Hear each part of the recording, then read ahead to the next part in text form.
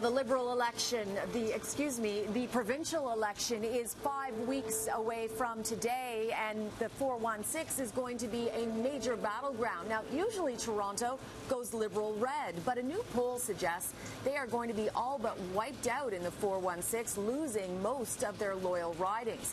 What's even worse for Kathleen Wynne, not only is she in danger of losing her seat, but despite all the Liberal promises we've seen in the last few weeks, they're now in third place in the 416, behind the NDP.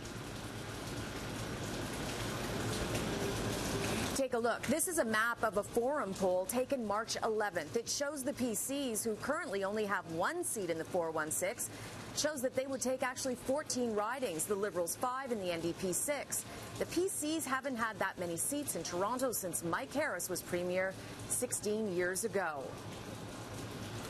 Now, since that poll was introduced back in March, the Liberals have had their budget. They've introduced free daycare, a dental program, and billions of dollars more in promises, even for seniors as well. But now take a look at the next Liberal poll that was taken in April.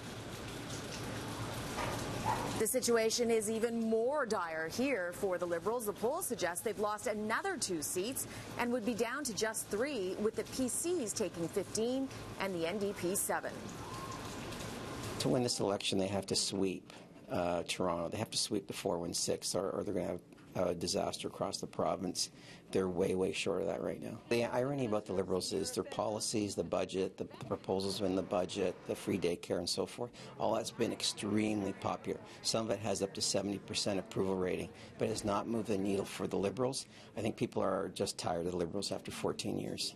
If there is going to be a change, it would start in Toronto, and it has not started. So they definitely have their work cut out for them. Now, both of the polls, the one taken in March and the one in April, suggest that Kathleen Wynne is in danger of losing her seat, which would be humiliating. However, they do suggest also, the forum pollster suggests that perhaps her name recognition will save her and she might actually be able to keep it. Here's Liberal strategist Jim Warren now with his take on the situation. What do you make of these numbers? Well, it's going to be a challenge. The campaign hasn't officially started yet, but it's definitely going to scare. It's going to be a tough row to hoe for Kathleen Wynne and the Liberals to come back and form government in the next election. So Doug Ford has a very big lead. But the thing about politics, anything can happen during an election. The PCs, I would say, the last 2 elections anyways, the Liberals didn't win them. The PCs lost them by blunders. They shot themselves in the foot. And so that's what's been remarkable this week.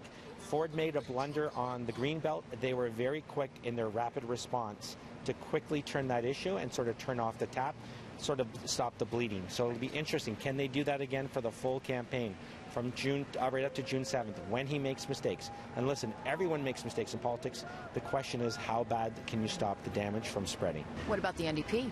The NDP, it's interesting. So I think what you're going to start to see soon is an anyone but Ford movement.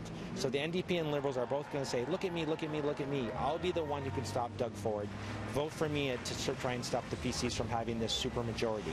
And so again, Ontario voting election, it's all about the voter splits and where those vote splits. Will the NDP vote Liberal to try and stop Ford, or will the Liberal vote forget about Kathleen Wynne and go to the NDP? And again, we're 5 weeks away from the election. A lot can happen between now and then. And new 416 polls will be coming out in the next few days. And it will be interesting to see if Doug Ford takes a hit over his stance on the Greenbelt, or if he backtracked and turned that around quickly enough. And meanwhile, Andrea Horwath and the New Democrats unveiled their campaign ads today. A lot of people have become very cynical about politics and politicians. They see what's happening currently in Ontario, just deep sense of disappointment. It absolutely does not have to be this. The party released 2 ads. Leader Andrea Horwath only appears on camera in one, speaking to Ontarians from all walks of life. The second doesn't feature Horwath at all, but does mention Kathleen Wynne and Doug Ford by name. Horwath's campaign manager says she's purposely staying out of the public brawl between Wynne and Ford at the moment, but is very much engaged in the campaign trail. The fray that Andrea is going to be involved in is the fray fighting for the things that are important to people.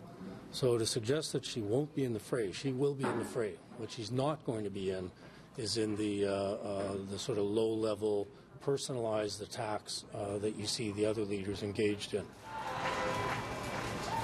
The NDP says more ads are currently in the works. Both the Ontario Liberals and Conservatives have released their own sets of ads online, with more personal attacks for Doug Ford and Kathleen Wynne, respectively. The election, again, just 5 weeks away on June 7th. And poll after poll shows the PCs in the lead during this election, but one advocacy group is taking them on over transit. The group TTC Riders gave Doug Ford and the PCs a failing grade on their vote transit report card released today. The party is yet to release a full costed-out platform, but once they do, their grade could change. The group's executive director says 2 other parties have more to offer. Well, nobody got an A+. There were some parties on the right track because the NDP and the Green Party are promising to fund 50% of the TTC's net operating costs. That's a really great step in the right direction. One party flunked because they failed to turn in their homework. The PCs have still not announced their transit plans, and the transit plans that we do know about don't meet our criteria. And the Liberals barely passed, failing 2 out of 4 categories. To get an A+, parties would have to match Toronto's yearly $730 million subsidy to the TTC, as well as fund lower fares, line expansions, and keeping the system public. Meanwhile, Premier Kathleen Wynne and Mayor John Tory highlighted their commitment to Smart Track today. The Premier agreed that the province would contribute $9 billion towards partially funding a downtown relief line, young subway extension, and waterfront LRT.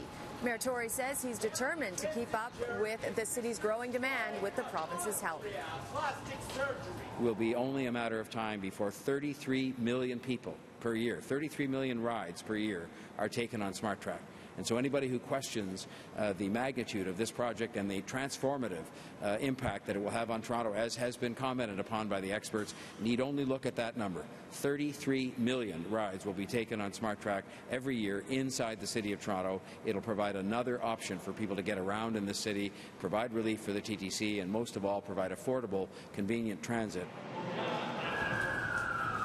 Toronto is prepared to pay up to $1.5 billion to build all 6 new Smart Track stations by 2025. Queen's Park and the Feds will invest just over $21 billion over 10 years to transform GO into a regional rapid transit system.